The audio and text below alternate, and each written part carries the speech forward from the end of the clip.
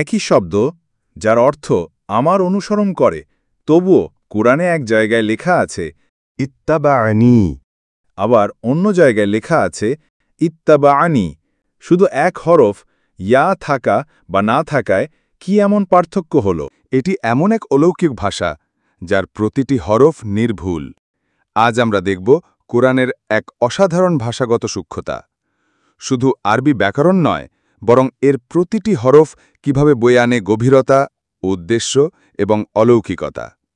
চলুন শুরু করি। আমরা অনেক অনুরূপ শব্দে ব্যাখ্যা করেছি, যেখানে ইয়া অক্ষরটি কিছু জায়গায় লেখা হয়েছে এবং অন্যান্য জায়গায় একই শব্দের অক্ষর থেকে অনুপস্থিত ছিল। আমরা ব্যাখ্যা করেছি যে এটি কোরআনের অঙ্কনের 7টি নিয়মের একটি, যাকে আমরা ইয়ার নিয়ম বলি, যেখানে ইয়া লেখা হয়েছে যখন প্রসঙ্গ একটি ব্যাপক এবং ব্যাপক বিষয়ের কথা বলে, এবং একই শব্দে এটি ইয়া অনুপস্থিত থাকে যখন প্রসঙ্গটি একটি আংশিক সহায়ক বিষয় সম্পর্কে কথা বলে। এটি নিজের মধ্যে আংশিক হোক বা সম্পূর্ণ থেকে নেওয়া একটি সহায়ক সংস্থা। অর্থাৎ যেখানে ইয়া মুছে ফেলা হয় তা আংশিক বা নির্দিষ্ট কিছু বোঝায়, আর যেখানে ইয়া উল্লেখ থাকে তা সার্বিক বা ব্যাপক কিছু বোঝাতে ব্যবহৃত হয়। আল্লাহ বলেছেন, বলো এটা আমার পথ, আমি জেনে বুঝিয়ে আল্লাহর দিকে দাওয়াত দেই এবং আমার অনুসারীরাও। আর আল্লাহ পবিত্র মহান, এবং আমি মুশরিকদের অন্তর্ভুক্ত নই। এখানে ব্যবহৃত হয়েছে ইত্তাবা'নি, অর্থাৎ ইয়া অক্ষরসহ।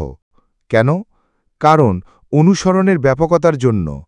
এখানে অনুসারীরা কিভাবে দাওয়াত দিবে তার প্রসঙ্গ এসেছে।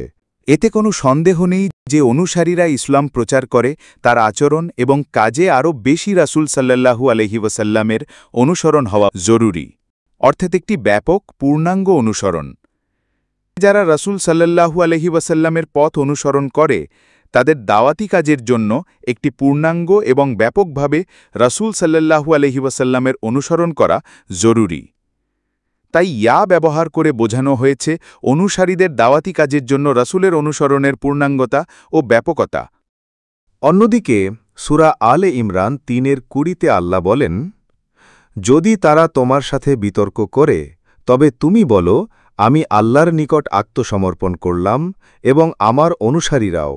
আর যাদেরকে কিতাব দেয়া হয়েছে তাদেরকে এবং নিরক্ষরদেরকে বলো, তোমরা কি ইসলাম গ্রহণ করেছ? তখন যদি তারা ইসলাম গ্রহণ করে তাহলে তারা অবশ্যই হিদায়াত প্রাপ্ত হবে, আর যদি ফিরে যায় তাহলে তোমার দায়িত্ব শুধু পৌঁছিয়ে দেয়া। আর আল্লাহ বান্দাদের সম্পর্কে সম্যক দ্রষ্টা। এখানে এসেছে ইত্তাবা'নি, ইয়া নেই। কেন? কারণ এখানে কথা হচ্ছে আত্মসমর্পণের। এখানে অনুসারীদের শুধু আত্মসমর্পণের কথা বলা হয়েছে। এখানে অনুসারীদের জেনে বুঝে দাওয়াত দেওয়ার প্রসঙ্গ নেই, এবং অনুসারীরা শুধু আত্মসমর্পণ করছে, তাই ইয়া বাদ দেওয়া হয়েছে।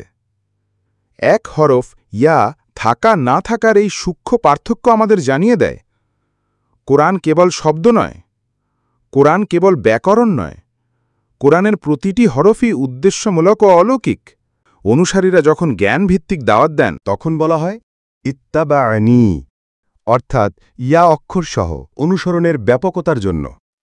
আর যখন শুধু অনুসারীদের আত্মসমর্পণের কথা বলা হয় তখন বলা হয় ইত্তাবা'নি, ইয়া ছাড়া।